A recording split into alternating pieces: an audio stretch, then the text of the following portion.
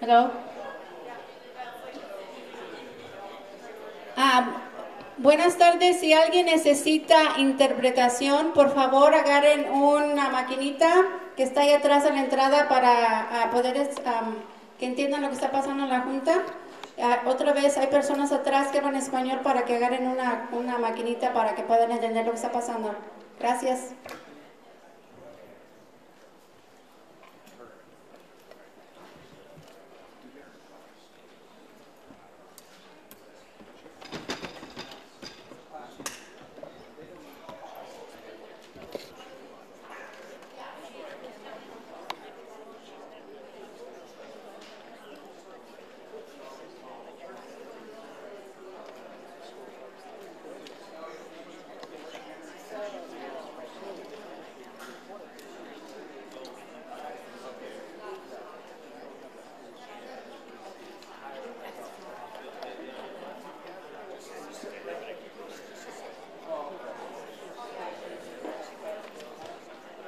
Just wanted to make sure you understood that was an announcement in Spanish for anybody that needs assistance with translation to grab one of the headsets that are offered at the front of in the hallway.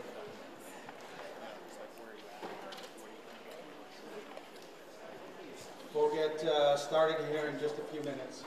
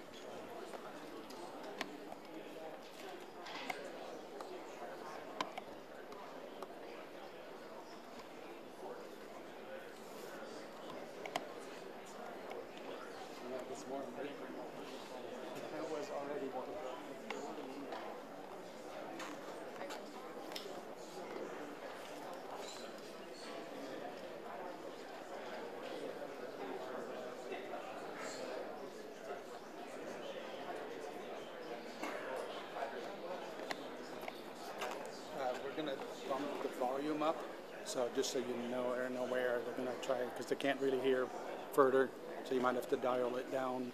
Okay. We will do some tests, so we don't blast your ears out. All right. Thank you.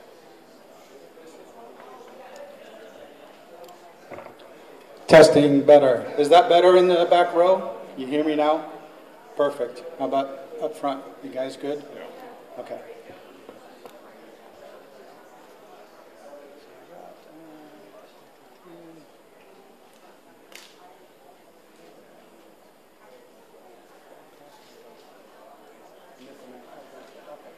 I lost it. You ready to go? We're good?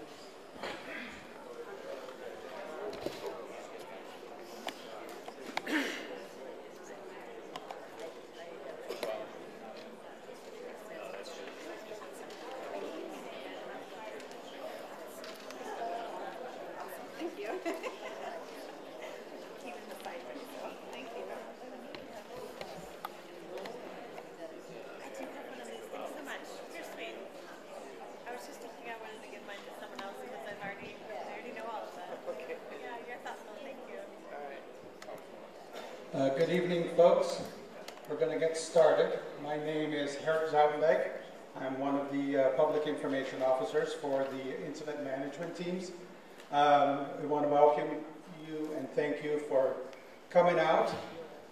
We also would like to acknowledge our local officials, or your local officials, county commissioners, and a representative from Tina Kotek's, the governor's office. Really, the first thing is, that we'd like to acknowledge that a lot of you are affected by the fire.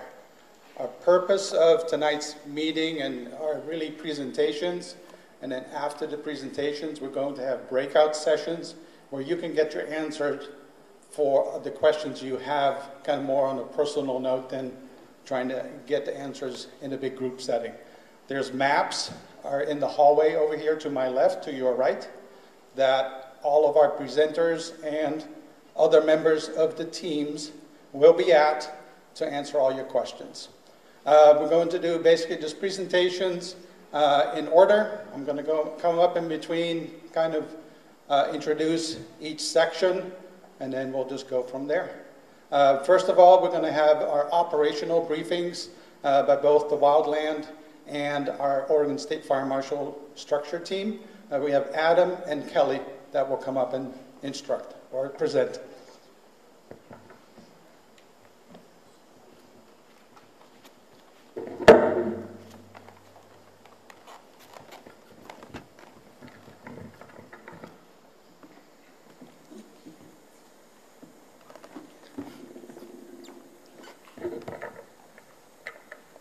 Hi, my name is Adam Sinke. I'm the Operations Section Chief Trainee for ODF IMT2, and I'll be going over the wildland operations part for our unified command here on the Rowena Fire. I'll start up here in the northwest corner of the fire here, kind of give an update. Crews are working right now to try to get this lined. We have crews in there trying to put in as direct as line as possible to try to get this connected. Last few days I've had some heavy equipment in here. If you guys can see the little dash lines here where the fire edge is here, it might be hard to see for you guys back there, but that's all heavy equipment line that was put in between excavators and dozers. And so that portion there is looking good, and they're just trying to get this piece here connected down to the highway. Up here on the north end of the fire, up here by the highway and the river, we have some crews in there working with our partners at OSFM, completing mop-up around any structures, supporting any existing control lines that were in there, and just trying to make that a lot more secure in there around those areas. Down here on the southeast portion of the fire, up above town, we have crews in there securing the control lines, improving some of those areas, and just trying to tighten up everything and start pushing in on mop-up on those areas. Over here on the more westerly portion of the fire, all of this right here is good dozer line coming in. You can see the hash marks on here. We have folks in there securing that today, working on mopping that up and getting it kind of plugged in. We have crews in here trying to conduct hand line and get in as close as line we can in here and just try to get this area secure as well. And then we have crews, you see the two little hash marks here on the map. We have folks in there currently digging direct hand line, trying to get that tied in with that part that I talked with earlier there with the dozer line. In a report, and I'll be around afterwards if anybody has any questions.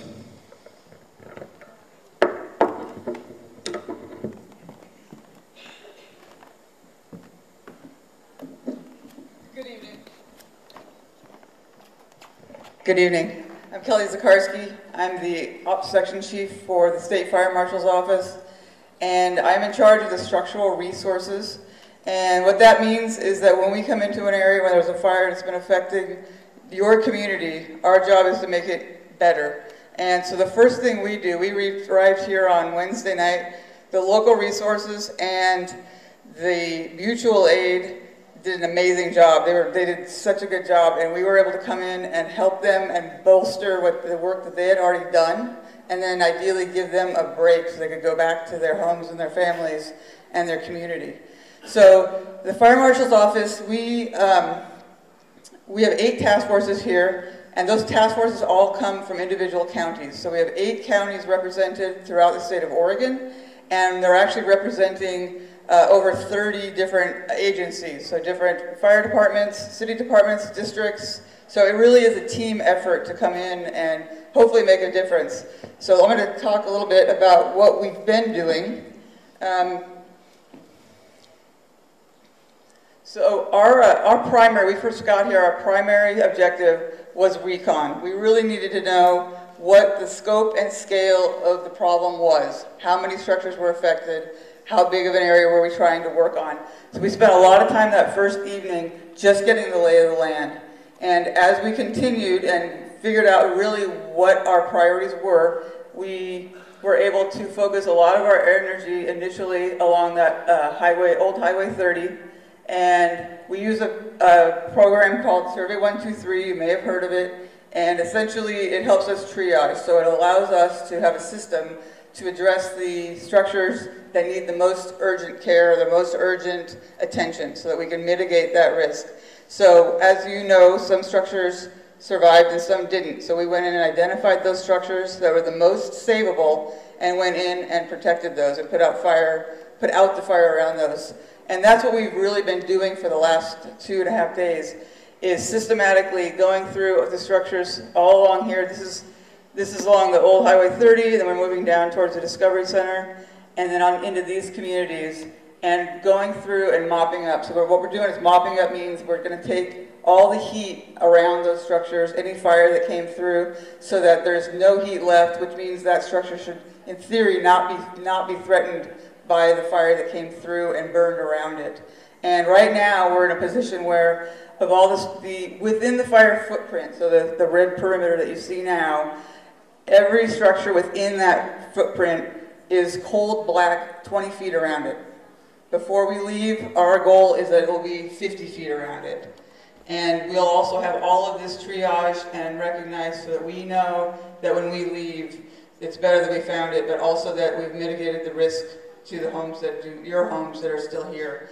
And while we're doing that, we're also, I guess you could probably say we're just checking and double checking our work. So, you know, as soon as the wind kicks up, sometimes the smokes come back up or the sun hits it. So we're trying to be extra due diligent and hit every structure along those areas. So, and then also we're working very closely with our wildland partners. They've been amazing partners to work with, and together we're stronger. So we've really been able to make a difference, I hope.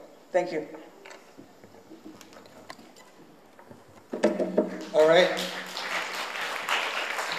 Thank you, folks. So next up is your local fire chief, David Jensen, who's going to give kind of a brief overview of what had transpired from the start of the fire until now and what his crews have been doing.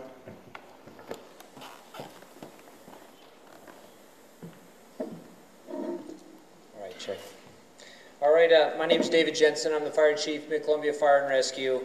And I just want to talk a little bit about what Herb just expressed to us. So what your firefighters did was, you know, nothing short of like heroic work for 20 straight hours in a row. And it's not just the firefighters that are here in your local area, it's the surrounding communities as well. So at about 1:24 is when we were dispatched on June 11th to the report of multiple brush fires in the area of Rowena. When we responded to a normal first alarm brush fire for us, which was 3 brush engines, a water tender, and a chief officer. But before they arrived, the chief officer and the brush engines en route could see that the smoke was obviously billowing. That immediately upgraded into higher level alarms. Requested task forces from structure protection task forces from Hood River, Skamania, Klickitat County, the rest of Wasco County, and Sherman County. Now, Washington at that time also had significant fires that were going on their side. So they were not, we normally would have had those structural protection resources, and they wouldn't have been immediate because they're coming over from Washington, but they were unavailable at the time. Despite the rest of the resources that we were able to obtain, put 59 structural firefighters there within an hour, hour and a half. And then a little bit later than that, we actually have mutual aid relationship with Clackamas County. And so Clackamas sent a team of engines up to help as well. So interesting note with Clackamas, we have them sometimes a couple times a year for big fires. They're a great partner. So that was a great response from the community that was already being tapped for other fires. We've got other fires going along around us right now. And also, while we have this fire, we have, a lot of people don't think about this, but there's other emergencies going on as well at the time. So medical calls unrelated to the fire were happening, and other events. And we were able to have mutual aid relationships with Klickitat County EMS and other things, be able to take care of those. So all of those are kind of going on at the same time. In total, with wildland resources and structural protection, within that first hour and a half, there's 112 firefighters on the ground working on this fire. That doesn't include the aircraft, which I think Kristen will talk about from ODF in a little bit later. So there was a very fast response, but as everybody knows, that night was very impressive winds. We have, in our historical records now, we're seeing 30 to 38 sustained with gusts up to 50 in that area. And I'm sure that in that local area, if we had those gust readings, they would have been even higher than that. So we had unified command. This is what we do in this area. We have a very good working relationship with U.S. Forest Service Scenic Area and ODF. And so when we show up on scene, we have coordinated resources, and we'll have our crews absolutely integrated with each other, working on whatever mission it is that's most important at the time. And obviously in this was, our critical mission was life safety, get ahead of the evacuations, and property conservation for primary residences.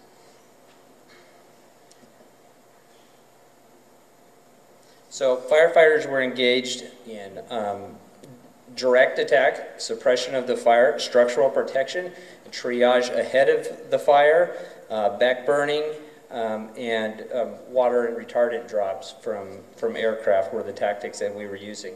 And since we arrived on scene, it took almost a 6-mile run overnight.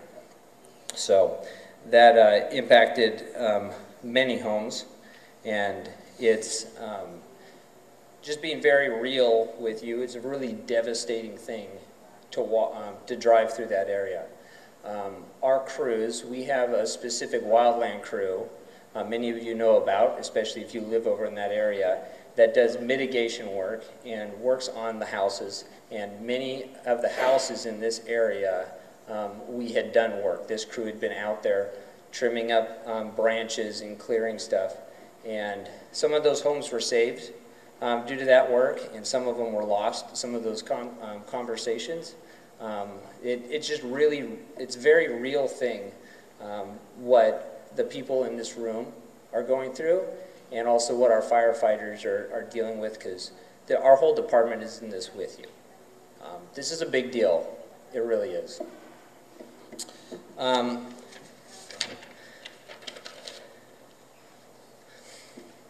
Very quickly into the fire, the state reached out, and we were on the phone having discussions about mobilization and Conflagration Act, and the decision to go with the conflagration was very quick, and the governor's signature on that Conflagration Act declaration was lightning fast.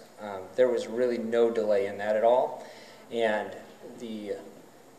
so much so that our in-briefing with OSFM was at 9:30 that night, which is, I mean, incredibly quick, especially when you think about the backup on I-84 from that area that the fire was causing. So that was a really impressive thing, and I think that our community should be really proud of what the state did and the other counties in our state did to help protect us.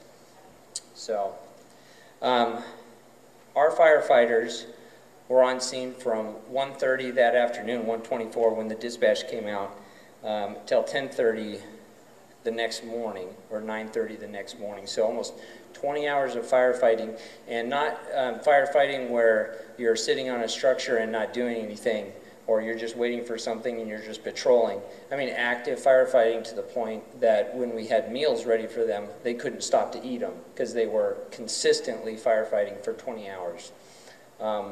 There was 3 of our firefighters were had to have some medical attention for heat exhaustion and smoke inhalation. All of those firefighters are okay, and then there was a cut to the eye. All those fires are okay. In fact, they're all back on the line. An hour after they returned to the fire department, we had a structure fire call. Those same firefighters responded outside of from the fire station to that structure fire call. So they're back on our line, running on emergencies and protecting our area right now. And that wouldn't be possible without the state stepping in to say, we're going to help you with this fire so you can take care of your citizens. So that's really appreciated.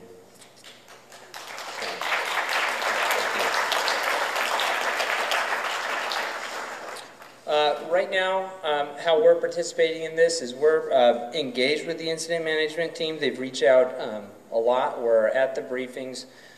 We're getting information. Our fire marshal is assisting in the investigation. ODF is taking the lead on that investigation.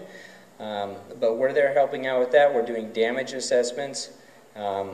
We're in the preparing for that recovery phase of this whole thing.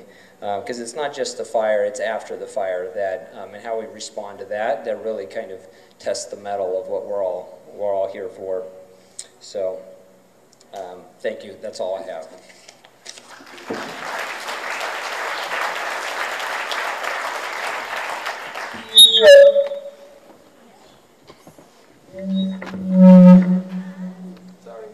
Sorry about that. Next, we're going to have Sheriff Lane McGill talk about evacuations and kind of the recovery efforts that are going to be happening.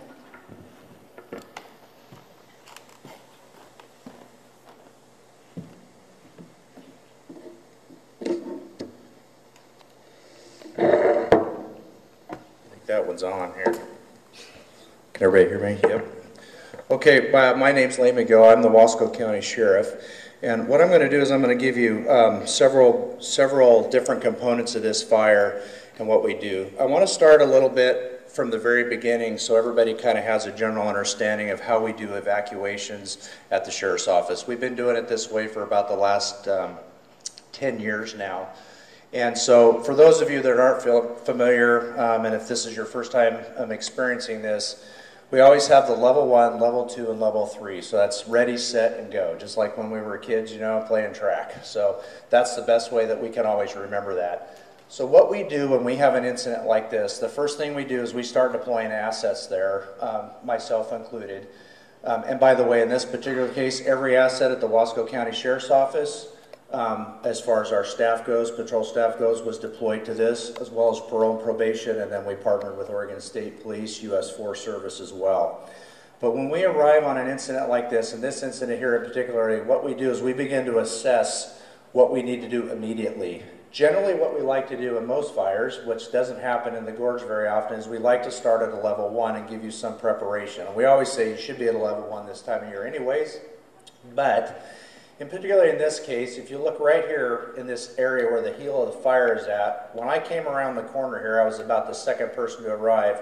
I knew that we were going to have problems, and then the next thing you know we had here. So what we do is we begin to assess. Well, immediately we went to a level 3 notification from Old Ferry Road all the way down to the 5500 block of Highway 30 West.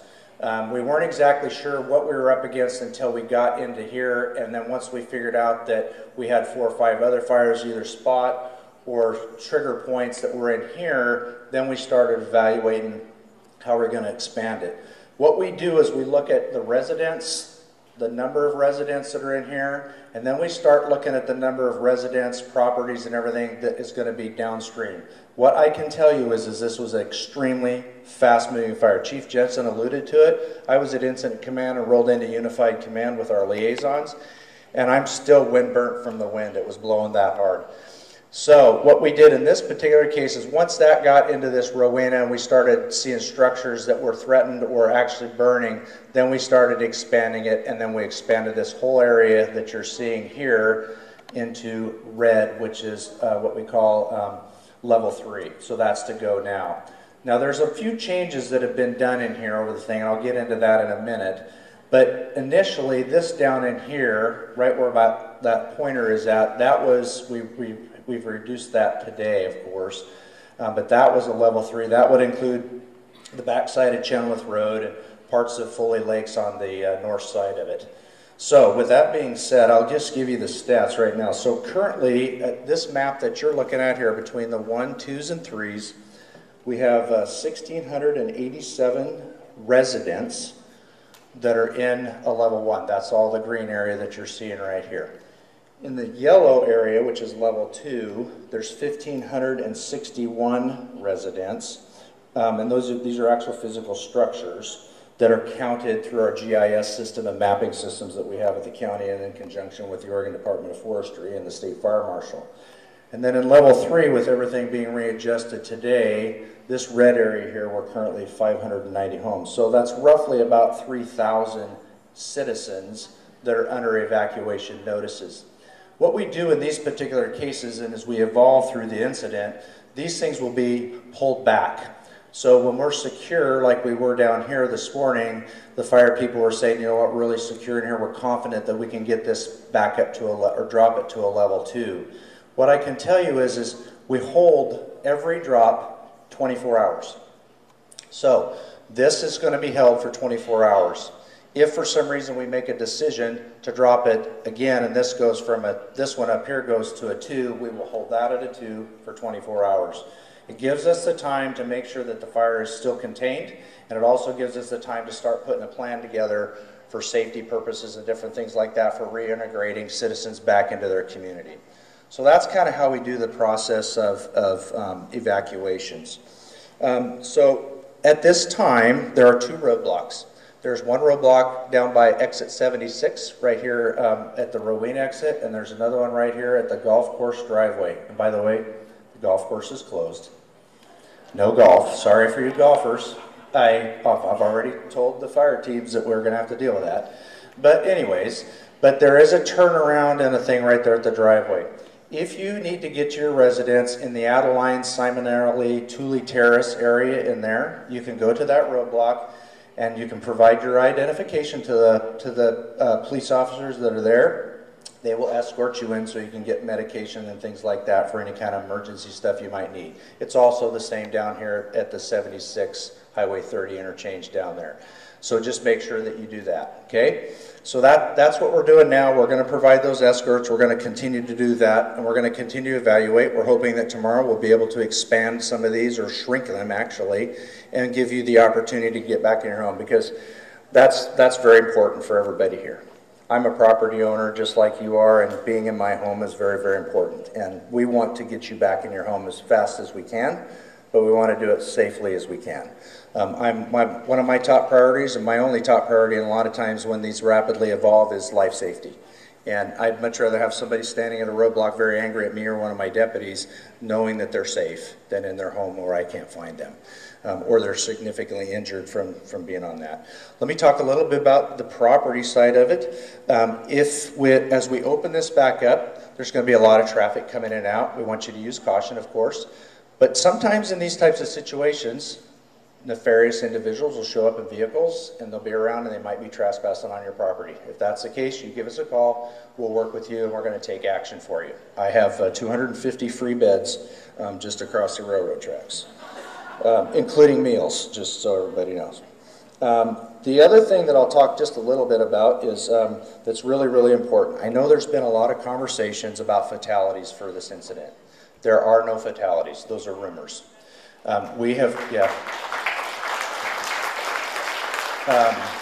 So just so everybody knows, there are no fatalities. Part of our processes is to evaluate the properties, check on people that are missing maybe, something like that. And I've given this in a couple of press conferences, and if you got a pen handy, or you can look on our Sheriff's Office webpage, if you have a loved one that is maybe missing or you haven't had contact with, or a family member that knows that, you can call 541-506-2724. And to follow this map right here, you can go to perimetermap.com. It's an online thing, and it's real-time ad stuff. So I can add this in the field. I can shrink this, move this around, change colors, make it look all different, and it's immediately updated within 30 seconds on the internet. So I encourage everybody, oh, here we go, I broke that. I just encourage everybody to get the perimetermap.com. Just get it downloaded as a link. So there was that with the stuff. And by the way, the American Red Cross, thank you for being here. We have a shelter set up at the Dalles Middle School. So if you need sheltering or anything like that, feel free to go over there. They're a great team and stuff like that. So we're great to have partnerships with those guys as well. The next thing I want to talk about is the damage assessments. So what we have done is we have created what we call a damage assessment team. It's a multi-agency, multifunctional team that has come together. It's for representatives from different agencies that are here. We're Emergency Operations, State Fire Marshal's Office, Oregon Department of Forestry. What those damage assessment teams are doing right now as we speak are going out in the affected area, primarily right along the Highway 30 all the way to Rowena, where we have the most stuff. What they do is they go out and they actually put eyes on a physical address. And then they identify if the structure or structures have been either lost or are still there. Let me be very, very clear. I'm going to give you some numbers here. There's some interpretations that are very, very important for you to understand. Is you'll hear residential structures. So a residential structure is anything that anybody lives in, of course. Makes kind of sense. But you have to understand that might also include somebody's RV that they're there. That's their residence. So that can be part of that damage assessment. On top of the damage assessment, we also have counts for outbuildings as well as vehicles and things like that. So as of right now, we have 49 residences that have been confirmed lost by the damage assessment team. That's the first thing. We also have numerous outbuildings and numerous vehicles that we don't have a count on those yet, like well houses, detached garages, shops, those types of things. That will come later as we build out our reports. So just understand that when you start seeing or hearing numbers, just understand it's really important that this is a rapidly evolving type of a situation, and we fully anticipate that those numbers are going to increase over time. It's just obvious. We're still in the very beginning stages of this, and it's going to take us some time to do it. Why is a damage assessment team important for you as homeowners? It's important because it's part of the recovery process. Basically, when we can get a good damage assessment on your property, that gives us the ability to have technical data for your property. That way, when you go into recovery mode, which we're working towards now, we'll help you get some of those resources that you're going to need to help you with your property. And I'll get into that in just a little bit, okay? And then, let's see. Yeah, it just counts the physical locations. All right, and two other things I'll talk about is we have what they call a MARC. It's called a Multi-Agency Resource Center that's being developed. A MARC is basically a one-stop shop for all of you homeowners that have lost or have damaged property for this incident. So what you'll be able to do is you'll be able to go to this location. I'll give it to you here in a minute at a certain time and date. You'll be able to go there and you'll be able to meet with different organizations, government organizations, so like Planning Department, Department of Human Services, Oregon Health Authority. The food bank is going to be there as well. So that gives you the opportunity to go and start having these hard conversations about how we as a community can come together and you can get some of those resources that you need. So if you got a pen handy, let's give you some dates and times. And by the way, we're going to put this on the Wasco County Sheriff's Office Facebook page, and then it'll be on the Wasco County actual web page. So the first event's going to be June 16th. It's going to be from 12 to 3 p.m. And the second event is going to be June 18th, 4 to 7 p.m. And the location is going to be 401 East 3rd Street here in the Dalles. That's the new Wasco County building. For those of you that are old enough like me, it's the old Payless building, right? Everybody knows where we're at down there. It's going to be in the Veteran Services office for you, so you just go down there on the east side of the building, look for the Veteran Services sandwich board, and go in there and they'll get you all lined up, okay? So just kind of put that out there. It's going to be coming up real soon. Let's see. On a personal note, we'll close with this. Well, actually, no, I had one more thing. They stuffed it in front of me as I was walking up here. So Unite Us is an organization that has information and connection to resources with case manager focused resources and those types of things. They've got some flyers that are out the back. There's Spanish on the back and English on the front. Just stop outside and be able to pick those up. That'll help you with your recovery efforts as well, because it's going to be really important. So on a personal note and a final note, and I'll take questions later, but I'm 58 years old. I've lived in Wasco County 54 of those 58 years. I've been sheriff 9. What I can tell you is that I've had 2 traumatic incidents in my life in law enforcement. The first one was the Mosier train derailment. I thought that was a big deal.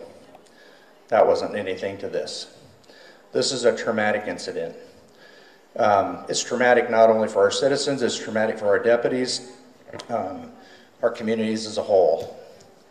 What I want to say is that your mental health, our mental health as a community is really, really important. So what we've done, if you have questions about stress and things that you need to talk about, and you need to talk about people back there in the lobby, it's this first door by the steps back there. Mid-Columbia Center for Living is staffing a little room back there for you to go back and they can have a conversation with you and get some resources for you. This is a recovery thing that we're going to have to all go through as a community, and I really, really encourage you to do that. We have clinicians on staff at the Sheriff's Office, and we utilize those individuals to help us through it as well. But I can tell you, in my 23.5 years, this has been pretty devastating to our community. So we'll come together. We're going to fix it. We're going to come out of it better, and we're going to rebuild, and we're going to do what everybody does here in Wasco County, and we're going to get our jobs done, and we're going to come together to do it. So that's all I have for now, and I'll take questions out later. Thank you.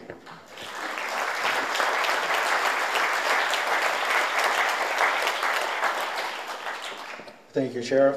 Next, actually,